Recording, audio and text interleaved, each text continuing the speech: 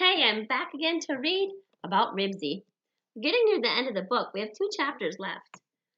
Ribsy, I think, is getting closer to Henry. He's at a football field and he just helped to have the other team not score a touchdown. Let's find out what happens when he's at Joe's house. I think Joe wants to claim him as his own because remember, just at the last chapter, he took off the red collar.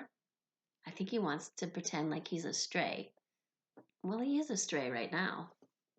The famous dog. This chapter starts with a newspaper picture of Ribsy and the football player getting bumped. That's how we ended. That's what was in last chapter. The famous dog. Henry Huggins was zigzagging down Click-Clack Street on his bicycle delivering newspapers. Out of habit, he glanced back over his shoulder to see what Ribsy was doing. Of course, Ribsy was not there. It had been a month since he had lobbed along after Henry's bicycle, and still Henry could not get over the feeling that Ribsy was following him. A dull, heavy sensation filled Henry, as it always did when he forgot and looked back for Ribsy. Henry flung the newspaper extra hard. A month Ribsy could have chewed through a dozen ropes, dug through under a dozen fences. The girl who gave him a bubble bath did not live more than 10 miles away. A healthy dog like Ribsy did not need a month to walk 10 miles home, even if he did have to stop and chew through ropes or to tunnel under a few fences, even allowing for a dog fight now and then. It did not take Ribsy a month to walk 10 miles. Hi, Henry. It was Henry's friend Beezus, walking down the street with her little sister Ramona. Oh, we started the book with Ramona giving Ribsy a hug. Ramona was busy stepping on all the cracks just to show she wasn't afraid of breaking her mother's back. Has Ribsy come home yet? Asked Beezus. Nope. Henry paused by the curb.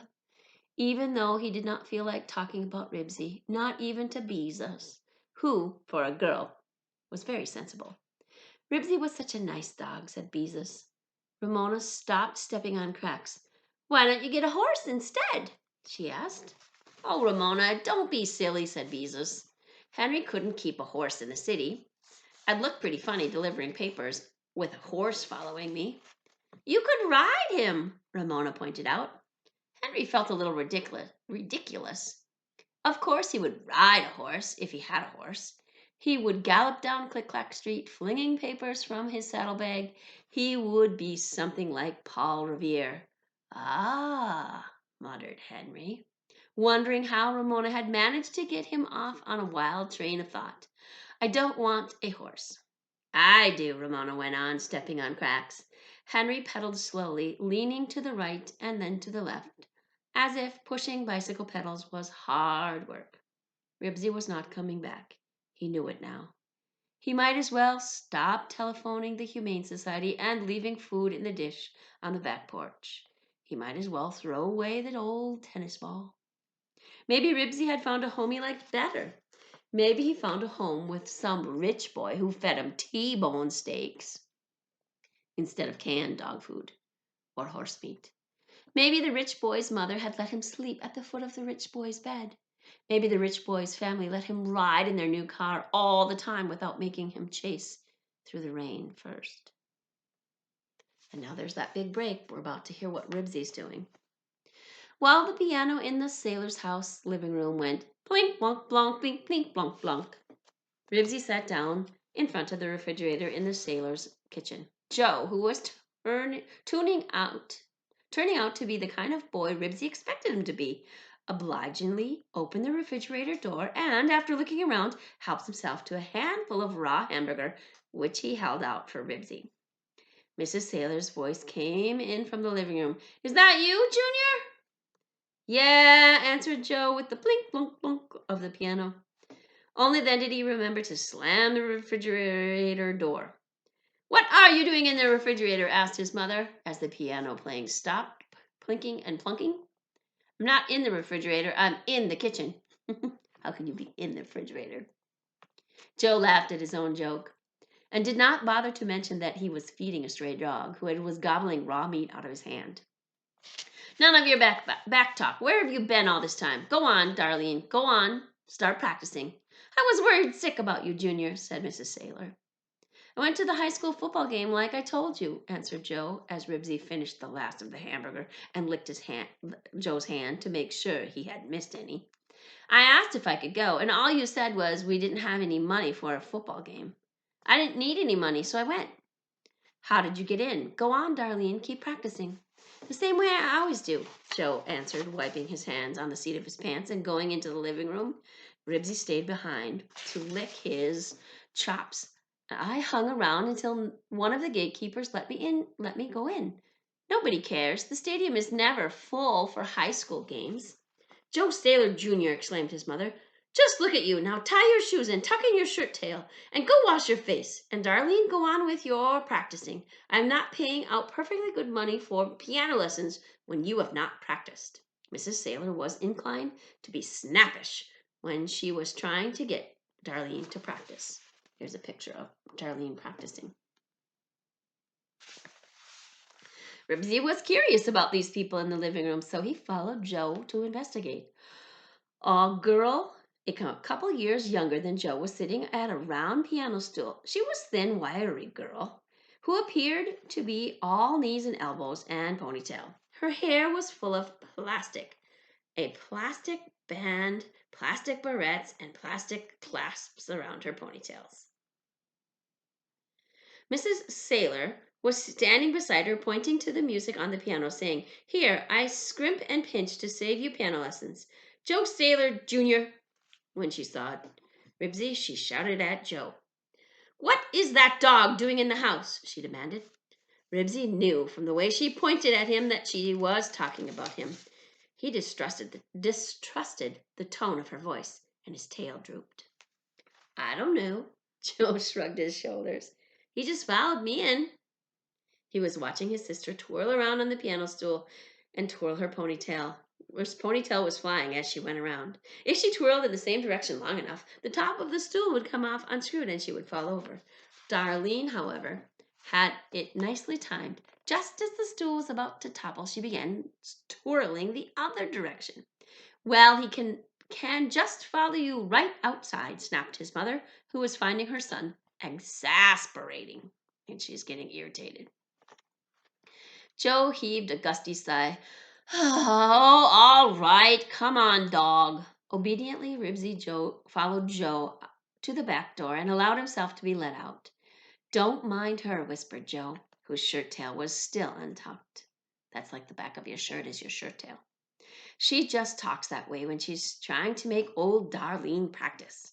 The hamburger in Ribsy's stomach was filling but cold. Not having anything better to do, he sat down on the back porch. He liked Joe. He liked hamburger. So he decided he might as well stay for another meal. If he sat by the door long enough, the boy was sure to come back with more hamburger. Plink, plunk, plunk went the piano once more. As the chill left the hamburger in his stomach, Ribsy curled up beside the washing machine and dozed off until the woman's angry voice inside woke him. Joe Saylor, Jr., she was saying, do you mean to say you fed that dog perfectly good hamburger? Why, that was a 4-hour supper. Now what are we going to have for supper? The piano playing stopped. Mama, can we have pizza pie? Darlene asked eagerly. I'll go to the store. It's after dark, and besides, I don't have money for pizza pie, answered her mother. Just wait until your father hears about this. Ribsy did not care for the sound of angry voices, so he got up, shook himself, and took a stroll around the neighborhood. He barked at some smug-looking cats sitting on the porch. When it did not budge, he went on his way. It was no fun to try to chase a cat that would not run. He exchanged sniffs and tail wags with a couple of dogs, who did not seem to mind his being there. And after he was satisfied himself that the neighborhood was reasonably friendly, he trotted back to the Saxon's house. The sailor's house, and curled up by the washing machine again. The washing machine is on the back, like the back porch. The smell of macaroni and cheese that came from the kitchen did not tempt him, because his stomach was full of hamburger, so he went to sleep. In the morning, He heard people stirring in the kitchen and smelled coffee. Ribsy sat hopeful by the back door, waiting for someone to open it. He even whimpered a few times, but there was so much noise inside, with people arguing and the radio playing and Darlene dawdling over her practice she had not finished the day before, that no one heard him. Mrs. Saylor had not forgotten about the hamburger, and he fed perfectly good hamburger to a stray dog. She could not get over it. Sometimes I wonder what goes through this boy's head. Kids like dogs, a man said. Maybe we should get him one. Plink plonk plonk, plink plonk plonk. Now, if that isn't just like a man, said Mrs. Saylor.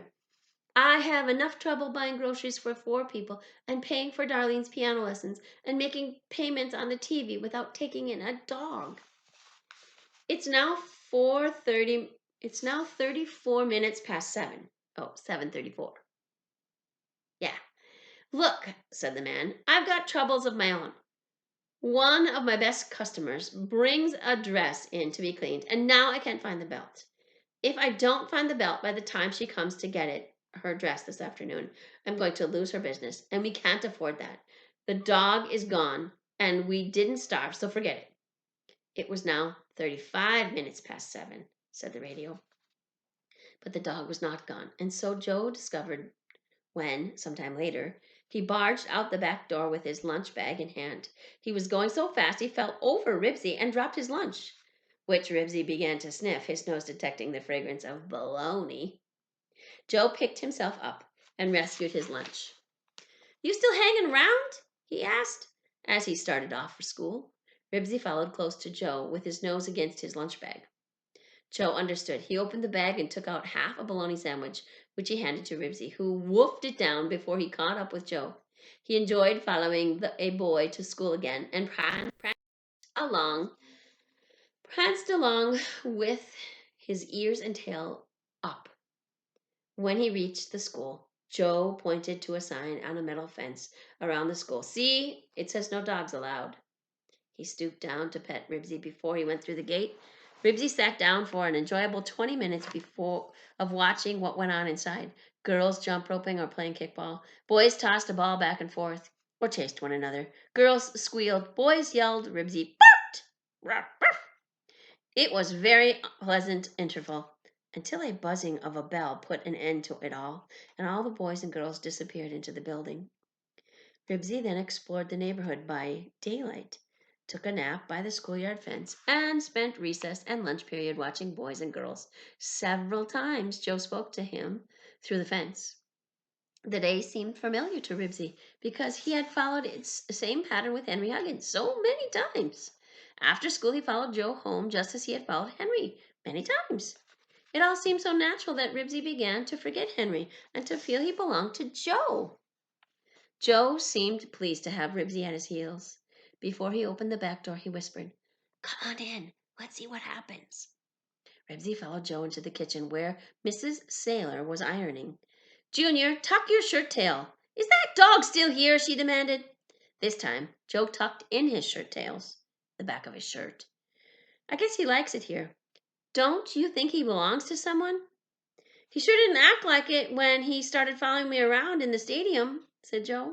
Ribsy wagged his tail. Mrs. Saylor had not sounded at all cross. Had not sounded as cross as she did the day before. Oh, she's not as mad. When she was worn out trying to get Darlene to practice her piano. How do you expect to feed a dog? Mrs. Saylor wanted to know. He's only medium-sized dog, Joe pointed out. And I found 21 cents in the stadium after the football game. 21 cents? How far do you think 21 cents will go these days? His mother asked. It ought to buy him 1 can of dog food. Mrs. Saylor shook her head and sighed, but she did not order Ribsy out of the house. Are we going to keep him? Asked Darlene when she came home from school a few minutes later and found Ribsy in the kitchen. Ask your father, answered her mother. Now wash your hands and practice your piano. Practice for your piano lessons. That evening, Ribsy was served a supper of beets, cold leftover macaroni and cheese, and a crust of bread, and margarine that Darlene had refused to eat. Even if eating crust was supposed to make her hair curly, Ribsy was not a choosy dog. He had eaten meals that he had enjoyed more. After supper, he slipped into the living room and curled up on the carpet. He might as well assume he was welcome until someone told him he was not.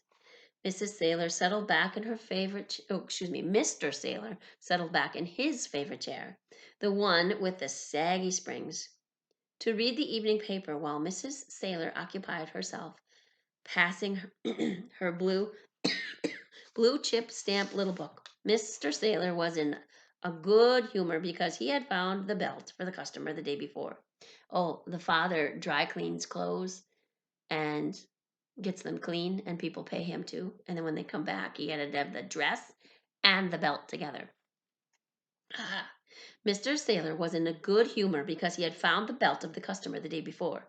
Joe sat down on the floor in front of the television set to watch a detective program. Darlene chose that moment to practice her piano. Dad, make her stop. She hasn't practiced all day, and the minute I want to watch TV, she has to start banging on the piano. I'm not banging, Darlene added. Your old program bothers me when I'm practicing. Plink, plonk, plonk, plink, plonk, plonk. She made a great show of sitting up straight, holding her wrists just so, up and proper, while she played. You're just trying to be a pest, Joe informed her. And to get out of doing your homework. Plink, plonk, plonk, went the piano. Dad, Junie's bothering me when I'm trying to practice. Junie meaning Junior. Darlene knew it especially annoyed her brother to be called Junie. Cut it out, you kids. Mr. Sailor was paying very little attention to his children. He was used to the bickering. Pest, hissed Joe. Gunfire rattled from the television set. You're a pest, said Darlene without missing a beat. Plink, plunk, plunk. Won't let me practice in peace. Ha! Said her brother. Darlene didn't fool him 1 minute. Ribsy did not care for piano playing, but he did not mind the bickering. He had heard boys and girls in his neighborhood talk in the same tone many times. Suddenly, Mr. Sailor looked up from his paper. Well, what do you know? That mutt you picked up has his picture in the paper, right here in the sports section. Hey, let me see! Joe leaped to his feet and peered over his father's shoulder. There was his dog, photographed at the moment he tripped the football player. It was all in the paper. Oh yeah, remember we saw that at the beginning of the chapter. And we saw the actual thing in the last. Let's see if I can find it. This is what's in the newspaper. By now, Mr. Sailor was reading the story under the picture. It says the dog belongs to Joe Sailor and gives our address. Did you tell them that, Junior? Sort of, I guess, admitted Joe. Mr. Sailor went on. It beats me the way the newspaper can get things mixed up. It says here the dog's name is Junior, he laughed. A dog named Junior? That's a good one. Yeah, Joe laughed too, less heartily. He felt embarrassed to be found out, but at the same time he was pleased. He could cut out the picture and take it to school and show everyone how important his dog was. That is, he could if his mother let him keep the dog. This was a question he was carefully avoiding. The longer the dog was allowed to hang around, the better his chances of keeping him. So far, things looked hopeful. Mrs. Sailor finished fitting a row of blue chip stamps onto a page in a little book before she came over to her husband's shoulder along with Darlene. Oh, that dog? So Mom is filling a book with stamps, and when she gets the book filled of stamps, it'll give her some money for groceries. Joe stooped to pet the dog he was now sure belonged to him. It said so right there in the newspaper. That ought to convince his family. Ribsy looked up, grateful, and thumped his tail on the floor. Then the telephone rang. I'll get it, shrieked Darlene, who always liked to get the telephone first. It's for you, Dad, she said, disappointed. Who is it? Said her father. I don't know. Some boy asked for Joe Sailor. Mr. Sailor sank back in his chair. You get it, Junior. It's probably some kid from school. Oh, that's right, said Darling. Some people do call Junie Joe. I forgot. Joe tried to trip his sister on the way to the hall to answer the telephone. "Hello?" he said. "Hello," said the strange boy's voice. Uh, Joe Sailor? Yes. Well, uh, my name is Henry Huggins. Your dog? I mean, how long have you had your dog?" said the boy. "A while," said Joe cautiously. "Why?" "He's my dog," said Henry. "I lost him at the shopping center about a month ago." "Who is it, Junior?" asked Mrs. Sailor. "A boy," Joe told his mother, and the answer seemed to satisfy her. "The shopping center?" repeated Joe in the telephone, hoping to gain time to think. "That's way on the other side of town." "I know," admitted Henry, "but my dog got into the wrong car by mistake, and some people took him home. And by the time they saw my advertisement in the paper, he had run off because they gave him a bubble bath, and then they couldn't find him." Joe had no way of knowing whether Henry was saying the truth or not. It sounded peculiar that part of giving a dog that part about giving the dog a bubble bath. He certainly did not want to believe what he was hearing, not when it was beginning to look as if he might get to keep the dog. "Lots of dogs look like my dog," he said. "I don't think he's your dog at all." "Yes, he is," Henry insisted. "I know he is. I could tell by the picture in the paper." "Prove it," challenged Joe. "He always shakes with his left paw," said Henry. Mr. Sailor did not like to listen to people talk on the telephone. "What does the boy want?" he asked, interrupting the conversation. "Some kid thinks my dog is his dog," answered Joe. "He says he shakes with his left paw." Mr. Sailor laughed. "Tell him you haven't been introduced," he said, and he returned to his paper. "The dog and I haven't been introduced," he said. "We never shook hands." "But perhaps the dog does belong to the boy," said Mrs. Sailor. "Let Junior handle it," said Mr. Sailor. There was a silence from Henry's end of the line. Joe had a feeling Henry wanted to say something like, "Oh, a wise guy." Joe looked down at the hall at Ribsy lying on the carpet and said, "Okay, if he's your dog, why doesn't he have a license tag on?" He does have, but when he got lost, he wasn't wearing his collar. I took it off so I could scratch his neck." Joe felt triumphant. He was still carrying a red rhinestone collar in his pocket. "But this dog was wearing a collar when I found him." He realized too late that he had given away two bits of information. The dog had no license tag, and Joe had found him. "He's been gone a month," said Henry. "Somebody else must have put a collar on him." "You still haven't proved he's your dog," said Joe, even though he had given out more information than he intended. He felt he had an advantage in the conversation. He could always hang up if he wanted to. "My dad says he'll drive me over to your house," said Henry. "You'll see. Ribsy will know me." "Ribsy?" said Joe. "That's a dumb name for a dog. That sounds like at the sound of his name, Ribsy picked up his ears. He had not heard the word Ribsy for weeks. "When I first got him, he was so thin his ribs showed," Henry explained. "So I called him Ribsy." "They don't show now. It can't be the same dog. Well, so long." "Wait!" The boy on the other end of the line sounded desperate. "My dad says he'll bring me over tonight. We offered a reward for Ribsy." How much? Joe felt. It could not be much. Ribsy was no fancy poodle or German shepherd. He was just a mutt. $10. $10. 10 whole dollars.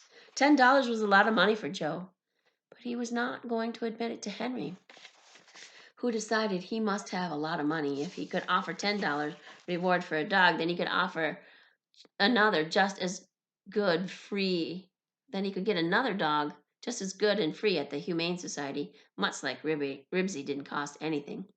Joe's silence must have worried Henry because he raised the reward. $10 and my new flashlight. Can we come over?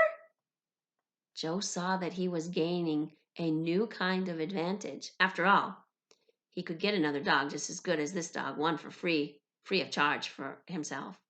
If he stalled long enough, there was no telling what this boy might offer. "I don't know," he said, not committing to anything. "We're pretty busy. Anyways, I don't think he's your dog. He's happy here." I know he's my dog, Henry sounded worried. Then he seemed to have an idea. Hey, I know. Let me talk to him.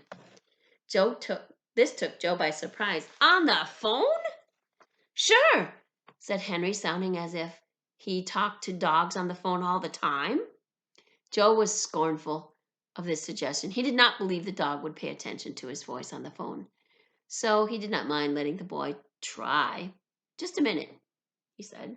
Ribsy heard Joe's fingers snapping for him, and he obediently got up and trotted down the hallway.